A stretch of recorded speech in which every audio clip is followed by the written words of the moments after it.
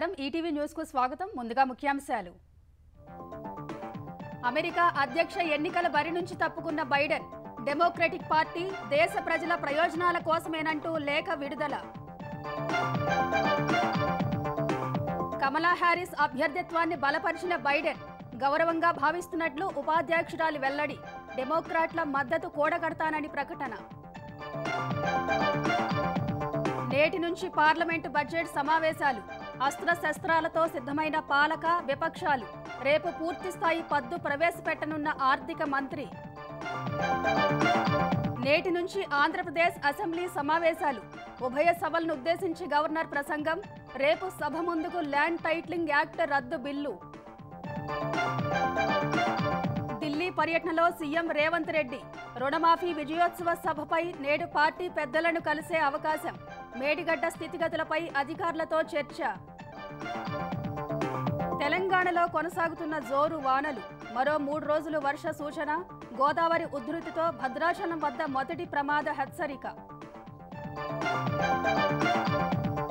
వరద తగ్గిన ముంపులోనే గోదావరి జిల్లాలు రహదారులు దెబ్బతిని రవాణాకు తీవ్ర అంతరాయం పలు ప్రాంతాల్లో నేడు విద్యా సంస్థలకు సెలవులు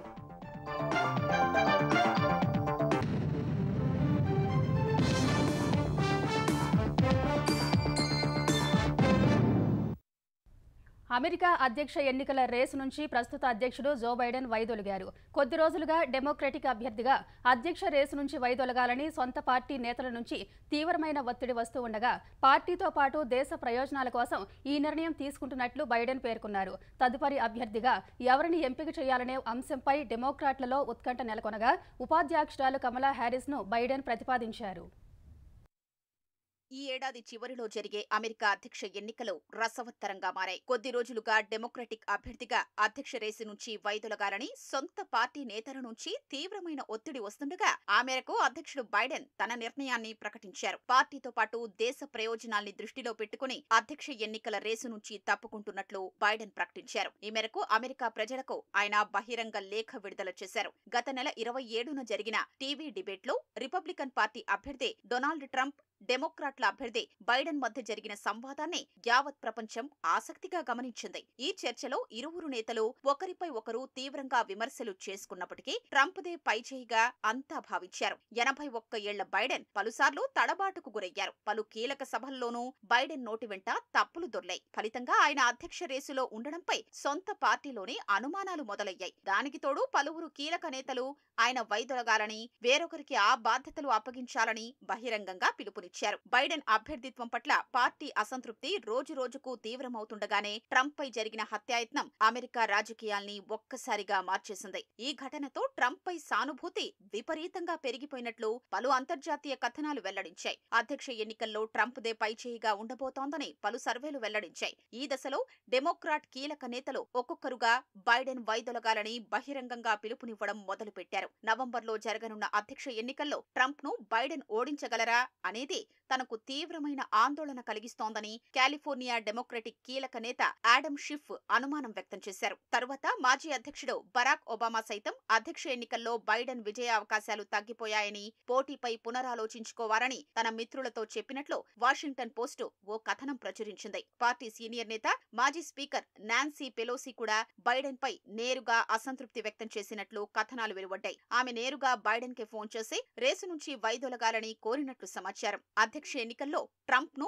బైడెన్ ఓడించలేరన్న విషయాన్ని ఎన్నికల సూచీలు వెల్లడిస్తున్నాయని ఆమె తెలిపారు. బైడెన్ తప్పుకోకపోతే డెమోక్రాట్ల అవకాశాలు తీవ్రంగా దెబ్బతింటాయని, చట్టసభపై నియంత్రణ కోల్పోయే పరిస్థితి తలెత్తుతుందని ఆమె ఆందోళన వ్యక్తం చేసినట్లు CNN పేర్కొంది. ఇలా డెమోక్రటిక్ పార్టీలో తీవ్రమైన చర్చ జరుగుతున్న నేపథ్యంలో బైడెన్ కోవిడ్ బారిన పడి ఐసోలేషన్ లోకి వెళ్లారు. తాజాగా అధ్యక్ష ఎన్నికల రేసు నుంచి తప్పుకుంటున్నట్లు ప్రకటించిన బైడెన్ ఉపాధ్యక్షురాలిగా ఉన్న కమలా హ్యారిస్ కు తన మద్దతు తెలిపారు. ఈ మేరకు ఎక్స్ లో పోస్ట్ చేశారు. 2020లో పార్టీ ఉపాధ్యక్షురాలి అభ్యర్థిగా కమలా హ్యారిస్ ను ఎంపిక చేస్తూ తొలి నిర్ణయం తీసుకున్నట్లు గుర్తు చేసిన బైడెన్ అదే తన ఉత్తమ నిర్ణయమని భావిస్తున్నానని పేర్కొన్నారు. పార్టీ అధ్యక్ష అభ్యర్థిగా కమలా హ్యారిస్ ఉండేందుకు తన మద్దతు ప్రకటించారు. డెమోక్రటిక్ నేతలంతా కలిసి ట్రంప్ ను ఓడించాల్సిన సమయం వచ్చిందని పిలుపునిచ్చారు. 59 ఏళ్ల కమలా హ్యారిస్ ను డెమోక్రాట్లు అభ్యర్థిగా ఆమోదిస్తే అమెరికా చరిత్రలోనే కీలక నిర్ణయం కానుంది. ఓ ప్రధాన పార్టీ అధ్యక్ష అభ్యర్థి రేసులో నిలవనున్న ఉన్న తొలి ఆసియా సంతతి మహిళగా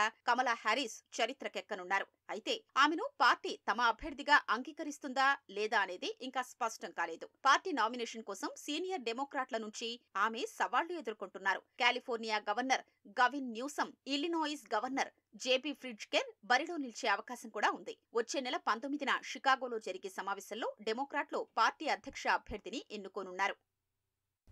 అధ్యక్ష ఎన్నికల్లో డెమోక్రాట్ల అభ్యర్థిగా బైడెన్ తన పేరును ప్రతిపాదించడాన్ని ఉపాధ్యక్షురాలు కమలా హ్యారిస్ స్వాగతించారు. ఇది తనకు దక్కిన గౌరవంగా భావిస్తున్నట్లు ఆమె పేర్కొన్నారు. డెమోక్రాట్ల మద్దతు కూడగట్టి ఎన్నికల్లో విజయం సాధించడమే తన లక్ష్యమని ఆమె ఎక్స్లో పోస్ట్ చేశారు. అధ్యక్ష ఎన్నికల నుంచి వైదొలగాలని బైడెన్ తీసుకున్న నిర్ణయం నిస్వార్థం, గొప్ప దేశభక్తితో కూడుకున్నదని కమలా హ్యారిస్ పేర్కొన్నారు. ఈ సందర్భంగా అమెరికాకు బైడెన్ చేసిన సేవలను ఆమె కొనియాడారు. అటు అధ్యక్ష ఎన్నికల రేసు నుంచి బైడెన్ వైదొలగడం, కమలా హ్యారిస్ను ఆయన ప్రతిపాదించడంపై రిపబ్లికన్ అభ్యర్థి మాజీ అధ్యక్షుడు ట్రంప్ వ్యంగ్యంగా స్పందించారు. అధ్యక్షుడిగా పనిచేయడానికి బైడెన్ సరైన వ్యక్తి కాదని వ్యాఖ్యానించారు. అబద్దాలు, తప్పుడు ప్రచారాల ద్వారా మాత్రమే బైడెన్ అధ్యక్షుడు అయ్యారంటూ తీవ్ర స్థాయిలో విమర్శలు గుప్పించారు. బైడెన్ అధ్యక్షుడు కావడం వల్ల అమెరికా చాలా నష్టపోయిందని తన సామాజిక మాధ్యమం ట్రూత్లో పోస్ట్ చేశారు. తాము అధికారంలోకి వచ్చాక చాలా వేగంగా చర్యలు చేపట్టి అమెరికాను మరోసారి గొప్ప దేశంగా తీర్చిదిద్దుతామని పేర్కొన్నారు. బైడెన్ ప్రతిపాదించిన కమలా హ్యారిస్ను ఎదుర్కోవడం తనకు చాలా సులభమని ట్రంప్ వ్యాఖ్యానించారు. పార్లమెంటు బడ్జెట్ సమావేశాలు నేటి నుంచి జరగనున్నాయి. ఎన్డీఏ సర్కార్ మూడోసారి అధికారంలోకి వచ్చిన తర్వాత జరుగుతున్న ఈ సమావేశాల్లో రేపు ఆర్థిక మంత్రి నిర్మలా సీతారామన్ ఈ ఆర్థిక సంవత్సరానికి పూర్తిస్థాయి బడ్జెట్ ప్రవేశపెడతారు. ఆగస్టు 12 వరకు జరగనున్న ఈ సమావేశాల్లో 6 కీలక బిల్లులను కేంద్రం లోక్సభ ఆమోదం కోసం తీసుకురానుంది. మరోవైపు నీట్ పరీక్షలో అవకతవకలు, రైల్వేల భద్రత, లోక్సభలో డిప్యూటీ స్పీకర్ పదవిని తమకు ఇవ్వాలనే డిమాండ్లపై కేంద్రాన్ని నిలదీస్తామని విపక్షాలు ప్రకటించాయి. పార్లమెంటు బడ్జెట్ సమావేశాలకు సర్వం సిద్ధమైంది. ఈ ఉదయం 11 గంటలకు ఉభయ సభలు ప్రారంభం కానుండగా అస్త్రశస్త్రాలతో అధికార విపక్షాలు సిద్ధమయ్యాయి. 2024-25 ఆర్థిక సంవత్సరానికి పూర్తిస్థాయి బడ్జెట్ను ఆర్థిక మంత్రి నిర్మలా సీతారామన్ రేపు పార్లమెంటులో ప్రవేశపెట్టనుండగా ఆగస్టు 12 వరకు బడ్జెట్ సమావేశాలు కొనసాగనున్నాయి. ఈ సమావేశాల్లో అనేక అంశాలపై మోదీ సర్కార్ను ఇరకాటంలో పెట్టారని విపక్షాలు భావిస్తున్నాయి. నీట్ ప్రశ్నాపత్రం లీకేజీ, రైల్వే భద్రత, ఉత్తరప్రదేశ్, ఉత్తరాఖండ్లో జరిగే కావడి యాత్ర మార్గంలో హోటళ్లపై యజమానుల పేర్లు రాయాలనే నిబంధన వంటి అంశాలపై కేంద్రాన్ని నిలదీస్తామని ఇప్పటికే విపక్షాలు ప్రకటించాయి. సంప్రదాయాన్ని అనుసరించి లోక్సభలో డిప్యూటీ స్పీకర్ పదవిని ప్రతిపక్షాలకు కేటాయించారని ఆదివారం రక్షణ మంత్రి రాజ్నాథ్ సింగ్ అధ్యక్షతన జరిగిన అఖిలపక్ష భేటీలో కాంగ్రెస్ డిమాండ్ చేసింది. కీలకమైన 24 శాఖలకు సంబంధించి స్థాయి సంఘాల్ని ఏర్పాటు చేయాలని, వాటికి తగిన ప్రాధాన్యమివ్వాలని కాంగ్రెస్ సీనియర్ నేత జైరాం రమేష్ డిమాండ్ చేశారు. మంత్రులతో ఎంపీలు నేరుగా చర్చించేందుకు వీలుగా సంప్రదింపుల కమిటీల్ని పునరుద్ధరించాలని కోరారు. ఆయా అంశాలపై బడ్జెట్ సమావేశాల్లో కేంద్రాన్ని నిలదీస్తామని విపక్షాలు స్పష్టం చేశాయి.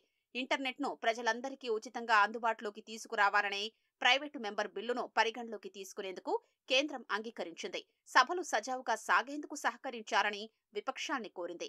సభను సజావుగా నడిపించే బాధ్యత అధికార పక్షంతో పాటు ప్రతిపక్షాలకు కూడా ఉందని పార్లమెంటరీ వ్యవహారాల శాఖ మంత్రి కిరణ్ రిజిజు అన్నారు. నిబంధనలకు లోబడి ఎలాంటి చర్చకైనా కేంద్రం సిద్ధంగా ఉందని ఆయన స్పష్టం చేశారు.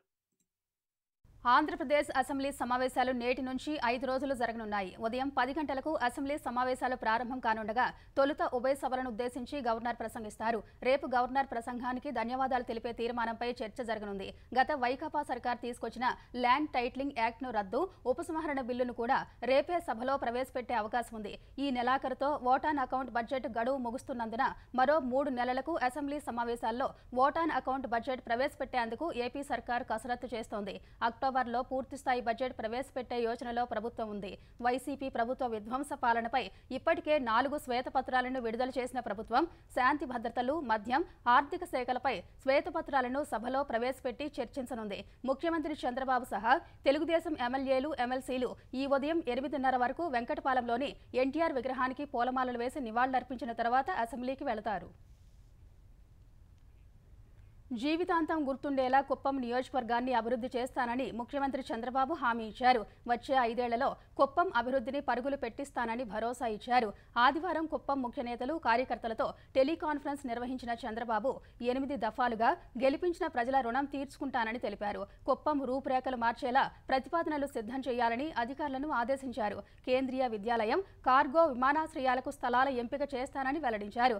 ఆర్టీసీ బస్టాండ్, జమీందార్ పార్క్, క్రీడా ప్రాంగణం, ఔటర్ రింగ్ రోడ్ను పూర్తి స్థాయిలో అభివృద్ధి చేస్తారని స్పష్టం చేశారు. తెలుగుదేశం గెలుపు కోసం కృషి చేసిన ప్రతి కార్యకర్తకు న్యాయం చేస్తామని చంద్రబాబు హామీ ఇచ్చారు. మేడిగడ్డ బ్యారేజీ సమస్యలు, మరమ్మతులు, తనిఖీలు, జస్టిస్ పీసీ ఘోష్ కమిషన్ విచారణలపై సీఎం రేవంత్ రెడ్డి ఉన్నత స్థాయి సమావేశం నిర్వహించారు. నిన్న ఢిల్లీ పర్యటనకు వెళ్లిన ఆయన తన అధికార నివాసంలో నీటిపారుదల శాఖ మంత్రి ఉత్తమ్ కుమార్ రెడ్డి, కార్యదర్శి రాహుల్ బజార్, జలవనరుల సలహాదారు ఆదిత్యనాథ్ దాసులతో చర్చించారు. మేడిగడ్డ తాజా పరిస్థితులపై ఉత్తమ్ సీఎంకు వివరించారు. శనివారం జాతీయ డ్యామ్ సేఫ్టీ అథారిటీ ఎన్డీఎస్ఏ వద్ద జరిగిన సమీక్ష వివరాలను రేవంత్ రెడ్డి అడిగి తెలుసుకున్నారు. ఇవాళ మరోసారి జరిగే ఎన్డీఎస్ఏ ఇంజనీర్లు, నిపుణుల సమావేశంలో చర్చించే అంశాలపై సీఎం ఆరా తీశారు. రైతు రుణమాఫీ విజయోత్సవాన్ని భారీగా నిర్వహించే అంశంపై కాంగ్రెస్ అగ్రనేత రాహుల్ గాంధీ, ఏఐసీసీ మల్లికార్జున ఖర్గేతో నేడు రేవంత్ రెడ్డి చర్చించనున్నారు. బీర్లు, శీతల పానీయాలు, పర్ఫ్యూమ్ల తయారీ పరిశ్రమలకు అల్యూమినియం టిన్నులను సరఫరా చేసే బాల్ బ్యావరేజ్ ప్యాకేజింగ్ కంపెనీ తెలంగాణలో 700 కోట్ల రూపాయల పెట్టుబడి పెట్టేందుకు ముందుకొచ్చింది. ఈ మేరకు అల్యూమినియం టిన్నుల తయారీ యూనిట్ ఏర్పాటు చేయనున్నట్లు తెలంగాణ ఐటీ పరిశ్రమల శాఖ మంత్రి శ్రీధర్ బాబు వెల్లడించారు.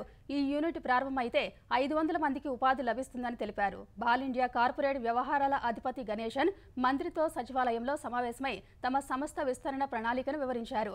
బాల్ సంస్థకు తెలంగాణలో అవసరమైన భూమి, ఇతర మౌలిక సదుపాయాలు కల్పిస్తామని శ్రీధర్ బాబు హామీ ఇచ్చారు. ప్రస్తుతం టిన్నుల్లో దొరికే బీర్లు మహారాష్ట్రలో బాట్లింగ్ అవుతున్నాయన్న మంత్రి, తెలంగాణలో బీర్లను బాట్లింగ్ చేయాలంటే ఎక్సైజ్ విధానంలో కొన్ని మార్పులు చేయాల్సి ఉంటుందని వివరించారు. దీనిపై ముఖ్యమంత్రి రేవంత్ రెడ్డి ఎక్సైజ్ శాఖ మంత్రి జూపల్లి కృష్ణారావుతో చర్చిస్తానని తెలిపారు. 500 మిల్లీలీటర్ల పరిమాణంలో బీర్లను అల్యూమినియం టిన్నుల్లో ప్యాక్ చేయడం వల్ల ఎక్సైజ్ డ్యూటీ తగ్గి ప్రభుత్వానికి ఏటా 285 కోట్ల అదనపు ఆదాయం వస్తుందని శ్రీధర్ బాబు తెలిపారు. తెలంగాణలో వర్షాల జోరు కొనసాగుతుంది. 3 రోజులుగా కురుస్తున్న వర్షాలకు జనజీవనం స్తంభించిపోయింది. పగలంతా ముసురు వాన పడుతుంటే రాత్రిళ్లు వర్షాలు దంచి కొడుతున్నాయి. హైదరాబాద్తో పాటు పలు జిల్లాలు తడిసి ముద్దయ్యాయి. వాగులు, వంకలు పొంగి అనేక గ్రామాల్లో రాకపోకలు రద్దయ్యాయి. ఎగువన కురుస్తున్న వానలకు గోదావరి పొంగి ఉగ్రరూపం దాల్చి భద్రాచలం వద్ద వరద 43 అడుగులు దాటింది. దీంతో అధికారులు మొదటి ప్రమాద హెచ్చరికలు జారీ చేశారు. నీటి ప్రవాహం పెరిగి 44.8 అడుగులకు చేరుకుంటే రెండో ప్రమాద హెచ్చరికలు జారీ చేసే అవకాశాలున్నాయి. ఆదివారం అత్యధికంగా నిజామాబాద్ జిల్లా మోర్తాడ్లో 14 సెంటీమీటర్ల వర్షపాతం నమోదైంది. జయశంకర్ భూపాలపల్లి జిల్లాలో పశువుల కాపరి లక్ష్మయ్య వర్షానికి తడిసి చలి తీవ్రతకు మృతి చెందాడు. ఆదిలాబాద్ జిల్లా గంగాపురం సమీపంలో వంకతుమ్మ వాగు దాటుతూ ఉండగా ఓ వ్యక్తి గల్లంతయ్యాడు. తెలంగాణ వ్యాప్తంగా ఒక్క రోజులో కురవాల్సిన సాధారణ వర్షపాతం కంటే ఆదివారం 280% అధికంగా వానలు కురిసినట్లు వాతావరణ శాఖ తెలిపింది. తెలంగాణలో ఇవాళ, రేపు, ఎల్లుండి కూడా వర్షాలు కొనసాగుతాయని ప్రకటించింది. ఆంధ్రప్రదేశ్లో వర్షాలు తగ్గుముఖం పట్టినా గోదావరి జిల్లాలను వరద ముంపు వేడలేదు. ఎగువ ప్రాంతాల నుంచి గోదావరికి వరద పోటెత్తుతోంది. రాజమహేంద్రవరం వద్ద ప్రమాదకరంగా ప్రవహిస్తోంది. ధవళేశ్వరం సర్ ఆర్థర్ కాటన్ ఆనకట్ట వద్ద రాత్రి 9 గంటల సమయానికి 10 అడుగుల పైకి నీటి మట్టం చేరింది. సుమారు 8 లక్షల క్యూసెక్కుల నీటిని దిగువకు వదులుతున్నారు. ఈ ఉదయానికి 10 లక్షల క్యూసెక్కులకు చేరవచ్చని అంచనా వేస్తున్నారు. గోదావరి వరద పెరుగుతున్న కొద్దీ కోనసీమలో లంక గ్రామాలు వరద గుప్పిట్లో చిక్కుకుంటున్నాయి. 5 జిల్లాల పరిధిలోని వేలాది ఎకరాల్లో వరి పంట నీట మునిగింది. పలు మండలాల్లో వరదల కారణంగా రహదారులు దెబ్బతిని రాకపోకలకు తీవ్ర అంతరాయం ఏర్పడుతోంది. చాలా చోట్ల ఇవాళ విద్యాసంస్థలకు సెలవు ప్రకటించారు. మరోవైపు అల్పపీడనం క్రమంగా బలహీనపడుతోందని చెప్పిన వాతావరణ శాఖ ఏపీలో మరో 2 రోజులు వర్షాలు కురిసే అవకాశం ఉందని వెల్లడించింది. ఆంధ్రప్రదేశ్లోని గ్రామీణ రహదారులను గత వైసీపీ ప్రభుత్వం పూర్తిగా నిర్లక్ష్యం చేయడం వల్ల వాటిలో గుంతలు పూడ్చడానికే 1121 కోట్లు అవసరమవుతాయని ఇంజనీర్లు అంచనా వేశారు. పెండింగ్ బిల్లుల చెల్లింపులకు 258 కోట్లు, మిగిలిన పనులు పూర్తి చేయడానికి మరో 863 కోట్లు కావాలని ప్రభుత్వానికి ఇచ్చిన నివేదికలో పేర్కొన్నారు. జగన్ సర్కార్ నిర్లక్ష్యం వల్ల ఏపీ వ్యాప్తంగా రోడ్ల మధ్యలో పెద్ద పెద్ద గోతులు ఏర్పడ్డాయి. వాటిని పూడ్చి ప్రజలు ఎదుర్కొంటున్న ఇబ్బందులను తీర్చాలని ప్రస్తుత కూటమి ప్రభుత్వం ప్రభుత్వం ఇచ్చిన ఆదేశాలపై ఇంజనీర్లు ఈ మేరకు అంచనా వేశారు. పలు జిల్లాల్లో రహదారులు అత్యంత తీవ్రంగా ఉన్నట్టు పేర్కొన్నారు. ఒక్కో జిల్లాలో 90 నుంచి 120 వరకు రోడ్లు పూర్తిగా దెబ్బతిన్నాయని నివేదికలో వివరించారు. మాజీ సీఎం జగన్ అరాచక చరిత్ర ఉత్తరాది రాష్ట్రాల్లో కూడా పాకిందని కేంద్ర మంత్రి పెమ్మసాని చంద్రశేఖర్ అన్నారు. అందుకే పెద్ద సంస్థలు ఏపీలో పెట్టుబడులు పెట్టేందుకు ముందుకు రావడం లేదని తెలిపారు. గుంటూరు జిల్లా పొన్నూరు మండలం మామిళ్లపల్లిలో పలు అభివృద్ధి పనులకు ఎమ్మెల్యే ధూళిపాళ్ల నరేంద్ర కుమార్తో కలిసి ఆయన శంకుస్థాపన చేశారు. జగన్ తన కేసుల పరిష్కారం కోసం తప్ప ఏపీ అభివృద్ధికి ఎన్నడూ ఢిల్లీకి వెళ్లలేదన్నారు. వైసీపీ ప్రభుత్వం కేంద్రం నుంచి వచ్చే నిధులను గాలికి వదిలేసిందని పెమ్మసాని ఆరోపించారు. కేంద్రం ఇచ్చిన నిధులను సక్రమంగా వినియోగించుకుంటే ఆంధ్రప్రదేశ్ రోడ్ల పరిస్థితి మరోలా ఉండేదని చంద్రశేఖర్ స్పష్టం చేశారు.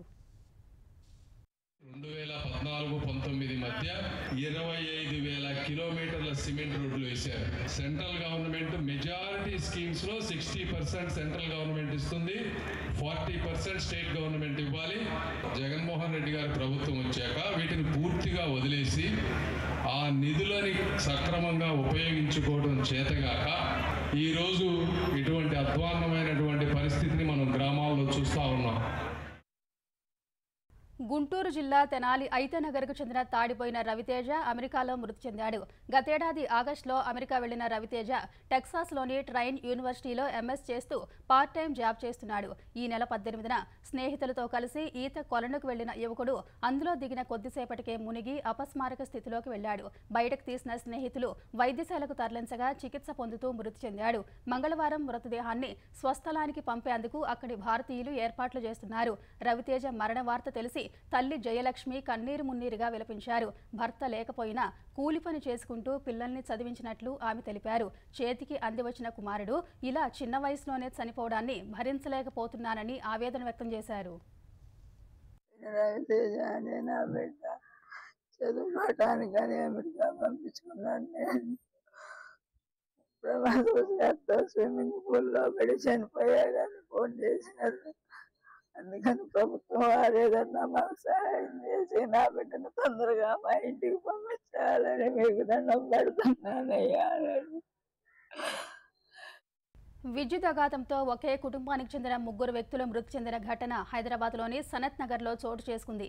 అనంతపురం జిల్లాకు చెందిన వెంకటేష్ భార్య కొడుకుతో 30 ఏళ్లుగా జక్కు కాలనీలోని ఓ అపార్ట్మెంట్లో నివాసం ఉంటున్నారు. ఆదివారం ఉదయం పని మనిషి వచ్చినప్పుడు ఇంట్లో ఎవరూ కనిపించలేదు. తిరిగి సాయంత్రం వచ్చినప్పుడు కూడా ఎవరూ లేకపోవడంతో అనుమానం వచ్చి బాత్రూంలో చూసింది. అక్కడ 3 విగతజీవులుగా పడి ఉన్నారు. స్థానికుల సమాచారంతో ఘటనా స్థలికి చేరుకున్న పోలీసులు క్లూస్ టీంతో ఆధారాలు సేకరించారు. స్థిమితం లేని కుమారుడు హరికి స్నానం చేస్తున్న సమయంలో ఈ ఘటన జరిగి ఉండవచ్చని అనుమానిస్తున్నారు. అనుమానాస్పద మృతి కింద కేసు నమోదు చేసి దర్యాప్తు చేస్తున్నట్టు బాలానగర్ డీసీపీ సురేష్ తెలిపారు. ఇంట్లో పనిచేసే మేడం మార్నింగ్ వచ్చి పని చేసుకుని పోయారు. అప్పటికే మార్నింగ్ మేబీ 9-9:30 మధ్యలో జరిగి ఉండొచ్చని అనుమానిస్తూ ఉన్నాము. బట్ 11:30కి ఆవిడ వచ్చి పని చేసుకుని వెళ్ళిపోయారు. మళ్ళీ ఈవినింగ్ 4:30కి వచ్చి చూసి మళ్ళీ వెళ్ళిపోయి మళ్ళీ 6:30కి వచ్చి అప్పుడు bathroom door lock almost lock position బాడీలు అడ్డంగా ఉండటం వల్ల బలవంతంగా ఓపెన్ చేసిన కూడా కనిపించింది. మోస్ట్లీ ఎలక్ట్రిక్ షాక్ అనుకుంటాం. ఇంకా వైద్య నివేదిక కూడా రావచ్చు. వారసత్వం అంటే చరిత్ర మాత్రమే కాదని మానవత్వపు భాగస్వామ్య స్పృహాన్ని ప్రధాని నరేంద్ర మోదీ అన్నారు. యునెస్కో ఆధ్వర్యంలో దేశంలో తొలిసారిగా ఢిల్లీలో నిర్వహిస్తున్న ప్రపంచ వారసత్వ కమిటీ 46వ సమావేశాల ప్రారంభోత్సవంలో మోదీ మాట్లాడారు. చారిత్రక ప్రదేశాలను చూస్తే ప్రస్తుత భౌగోళిక రాజకీయాల కంటే ఎక్కువగా మనసుకు ప్రశాంతత ఇస్తాయని తెలిపారు. భారత వారసత్వం కేవలం చరిత్రే కాదు, సైన్స్ కూడా అని ప్రధాని స్పష్టం చేశారు. అందులో అగ్రశ్రేణిగా ఇంజనీరింగ్ సాంకేతికత ఉదాహరణగా ఉంటుందన్నారు. ప్రపంచంలోని అత్యంత పురాతన నాగరికతల్లో భారత్ ఒకటని మోదీ పేర్కొన్నారు. बताते हैं कि भारत को जानने के लिए अवधारणाओं से मुक्त नई सोच की जरूरत है. मैं आप सभी से आह्वान करता हूं, इतिहास की जो नई समझ विकसित हो रही है, आप उसका हिस्सा बने, उसे आगे बढ़ाएं. हेरिटेज केवल हिस्ट्री नहीं बल्कि ह्यूमैनिटी की एक साझी चेतना है. हम दुनिया में कहीं भी किसी भी हेरिटेज को देखते हैं तो हमारा मन वर्तमान के जियो पॉलिटिकल फैक्टर से ऊपर उठ जाता है. కావడి యాత్ర మార్గంలో ఆహార దుకాణాలకు యజమానుల పేర్లు ప్రదర్శించాలని యూపీ సర్కార్ జారీ చేసిన ఉత్తర్వులపై నేడు సుప్రీంకోర్టులో విచారణ జరగనుంది. పౌర హక్కులకు కృషి చేస్తున్న పలు స్వచ్ఛంద సంస్థలు దాఖలు చేసిన ఈ పిటిషన్పై justice Hrishikesh Roy, justice NVN భట్ల ధర్మాసనం వాదనలు విననుంది. మరోవైపు నేడు కావడి యాత్ర ప్రారంభమవుతోంది. ఏటా శ్రావణ శుక్రవారంలో జరిపే ఈ యాత్రలో శివభక్తులు నెల రోజుల పాటు గంగానది జలాలను కావిళ్లతో సేకరించి స్వస్థలాలకు తీసుకెళ్తారు. యాత్రకు వచ్చే భక్తుల కోసం అధికారులు పటిష్ట భద్రతా ఏర్పాట్లు చేశారు. ఈ నేపథ్యంలోనే కావడి యాత్ర మార్గంలో ఆహార దుకాణాలకు యజమానుల పేర్లు ప్రదర్శించాలని ఉత్తరప్రదేశ్ ప్రభుత్వం ఇటీవల స్పష్టం చేసింది. ఈ నిర్ణయాన్ని బీజేపీ, వీహెచ్పీ స్వాగతించగా విపక్షాలతో సహా ఎన్డీఏ భాగస్వామ్య పక్షాలు ఎల్జేపీ, జేడీయూ, ఆర్ఎల్డీ పార్టీలు తప్పుపడుతున్నాయి. అగ్నిపథ్ పథకంపై విపక్షాలు తీవ్ర విమర్శలు చేస్తోన్న వేళ సైనిక అధికారులు కీలక అంశాన్ని వెల్లడించారు. సైన్యంలో ప్రస్తుతం సుమారు 1,00,000 మంది అగ్నివీరులు విధులు నిర్వర్తిస్తున్నారని తెలిపారు. వారంతా సాధారణ సైనికులు మాదిరిగానే ఒకే విధమైన యూనిఫామ్, విధుల్లో నిమగ్నమయ్యారని వెల్లడించారు.